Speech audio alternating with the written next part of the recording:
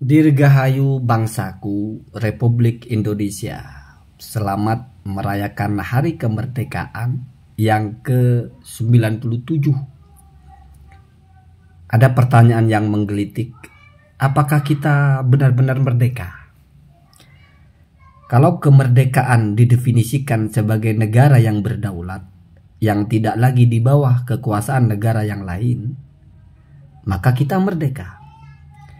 Tetapi kalau merdeka ditarik kepada pemaknaan secara harfiah, yaitu bebas melakukan apapun, tidak pernah ada yang bisa menekan dan mengendalikan, maka sejak manusia diciptakan sampai bumi ini runtuh, tidak pernah ada kemerdekaan. Manusia itu diciptakan sebagai abdun, yaitu hamba. Hamba itu kontradiktif dengan hurun, yaitu merdeka. Kita bisa terapkan analisa ini kepada kehidupan kita. Sehebat apapun orang, sebanyak apapun hartanya, setinggi apapun jabatannya, semua itu tetap ada aturan yang mengikatnya. Paling tidak aturan tertinggi adalah aturan agama. Dia merdeka, tapi sebagai muslim dia tetap punya keharusan. Dia tetap ada larangan-larangan. Tidak bisa semuanya dia kerjakan. Dan tidak semua yang tidak diinginkan dia tolak. Jadi yang namanya bebas itu ya memang hanya relevan kalau dimaknai kita bangsa yang merdeka karena tidak dijajah. Bahkan penjajahan pun masih kita maknai lagi. Ada sebagian orang yang merasa dijajah Ba'alawi, wallahu a'lam. Kemana arahnya merasa dijajah Ba'alawi itu? Tetapi ini kita tidak bicara masalah itu. Kita bicara masalah kemerdekaan. Kalau yang diinginkan adalah kemerdekaan yang absolut, itu utopis, sesuatu yang tidak mungkin. Karena yang bersifat seperti itu hanyalah Allah Subhanahu wa taala. Yang punya sifat yaf'alu ma yasha, fa'alul lima yurid, itu hanya Allah Subhanahu wa taala. Selain Allah semua ada yang mengatur.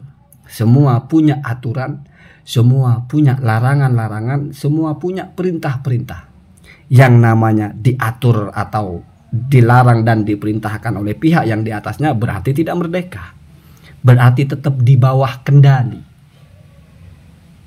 Tentang bangsa ini juga sebetulnya kita juga layak bertanya. Misalnya, semerdeka apa kita? Kalau ditarik kepada definisi merdeka yang pertama, yaitu tidak dikuasai oleh negara lain, tidak dijajah, ya kita merdeka. Tetapi sebergantung apa kita kepada negara lain, itu pemaknaannya yang berbeda-beda. Atau kita tarik kepada spektrum yang lebih kecil. Anda sebagai suami, semerdeka apa dalam keluarga Anda? Apakah Anda bebas melakukan apapun? Atau ada intervensi dari pihak lain yang membuat Anda harus mengurungkan niat melakukan sesuatu karena Anda ditekan oleh orang lain? Atau sebagai istri ditekan oleh suami, diatur oleh suami, atau sebagai anak, sebagai murid ditekan oleh gurunya, guru ditekan oleh kepala sekolahnya. Jadi kemerdekaan dalam hidup itu tidak harfiah, bebas melakukan apapun. Karena itu tidak pernah ada. Itu berkontradiksi dengan definisi kita secara mendasar, yaitu abdun. Bahkan manusia terbaik Rasulullah SAW itu statusnya juga sebagai Abdullah. Makanya ketika disebut dalam Al-Quran, Subhanalladzi asra bi abdihi, itu kan maksudnya Nabi Muhammad SAW. Allah pertegas statusnya Abdullah. Abdihi itu kan maksudnya Abdullah, sebagai hamba Allah. Kemudian terkadang kita juga keliru mendefinisikan sesuatu, sehingga juga kita keliru dalam menerapkannya dalam kehidupan ini. Kemerdekaan diterjemahkan sebagai kebebasan, sehingga kita mau hidup tanpa aturan. Itu tidak mungkin. Misalnya kita mau melawan semua aturan, kita akan dibatasi oleh kondisi fisik kita. Kamu bebas keliling dunia itu jalan kaki, boleh, tapi apakah mampu? Tidak mampu. Jadi bukan hanya karena ada penghalang dari eksternal, dari internal pun kita juga tidak mampu. Kamu bebas melakukan apapun, tapi makan 1 ekor sapi mentah-mentah, 1 ekor, kamu tidak akan bisa. Itulah yang disebut dengan semuanya selalu ada batasannya, karena hidup ini selalu berbatas. Jangkauan kita akan selalu berbatas.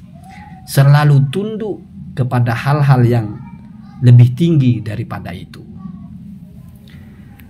Lalu apa yang harus kita isi di Dirgahayu ini? Sebetulnya ini yang juga paling penting. Yang pertama adalah ketika Rasulullah SAW itu punya sunnah berupa berpuasa di hari Asyura, yaitu tanggal 10 Muharram. Maka latar belakangnya adalah karena pada hari itu mengenang sebuah kemenangan, yaitu ketika Nabi Musa ya alaihissalam terlepas dari kejaran Firaun. Kita anggap 17 Agustus ini adalah bangsa kita terlepas dari penjajahan. Hari ini kita mengenang kebebasan. Hari ini kita mengenang keterlepasan kita atau kemenangan kita.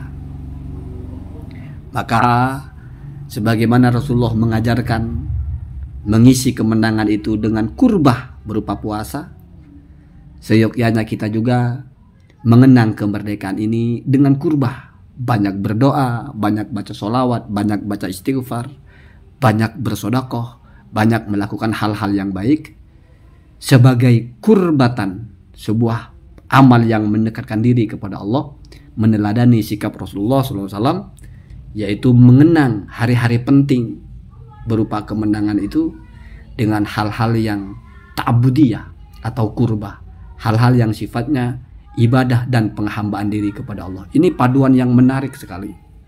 Kita mengenang hari kebebasan dengan mempertegas posisi kita sebagai hamba Allah, yaitu mengerti bahwa semuanya itu ada yang mengatur, bahwa kebebasan itu adalah nikmat dari Allah, bahwa kemenangan itu adalah pemberian dari Allah, bahwa Allah telah mengabulkan doa-doa para pendahulu kita. Allah juga jadikan mereka mampu, punya tenaga, punya keberanian, punya tekad yang bulat untuk melawan penjajahan, sehingga Allah berikan kemenangan. Alhamdulillahirabbil alamin. Tradisi-tradisi yang kita laksanakan di dalam hari kemerdekaan, apapun bentuknya, setidaknya jangan sampai berisi hal-hal yang menyimpang dari aturan syariat. Misalnya diisi dengan euforia, mabok-mabokan dan sebagainya.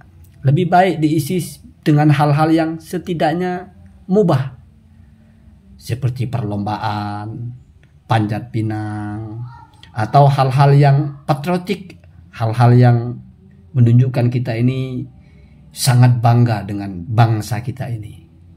Tindakan-tindakan nasionalis, gerakan-gerakan yang mempertontonkan atau mengajarkan kepada anak-anak kita, kepada generasi-generasi kita tentang patriotisme dan heroisme. Semoga bangsa ini semakin merdeka dari hal-hal yang menjajahnya. Dijajah ekonomi, dijajah oleh hiburan, dijajah oleh fashion, dijajah oleh apapun.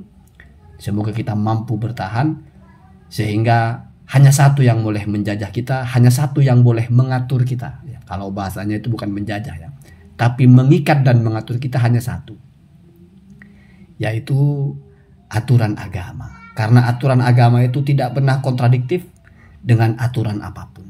Ketika aturan agama berkontradiktif dengan aturan yang kamu buat, maka atas nama kita Abdullah, kita mengedepankan aturan agama. Misalnya ada di satu kampung aturan semua orang harus pakai tank top, sementara syariat melarang, kita tinggalkan aturan di kampung itu, kita ikuti aturan syariat. Tetapi ini bukan tindakan ekstrim, karena ada batasannya juga. Ada satu falsafah yang indah sekali, yang dinarasikan kalau tidak salah oleh Ibnu Muflih, la yambaghi al-khuruju min adatin nasi illa fil muharramat. Tidak semestinya kita menentang tradisi, melawan kebiasaan-kebiasaan masyarakat, selama itu bukan berupa barang-barang yang diharamkan oleh syariat. Jadi tradisi berpakaian merah putih, tradisi panjat pinang, tradisi makan kerupuk, tradisi tarik tambang, tradisi upacara, tradisi apapun, malam-malam berkumpul api unggun atau apapun, tidak ada unsur-unsur keharaman di situ, maka tidak seyogyanya itu ditentang. Bukankah orang yang sedang bergembira itu memang mau mengekspresikan kegembiraannya? Yang membatasi kita hanya satu, yaitu aturan agama. Karena itulah bukti kalau kita mu'tarif, orang-orang yang mengakui bi annana ibadur rahman, bahwa kita ini adalah hamba Allah. Terima kasih.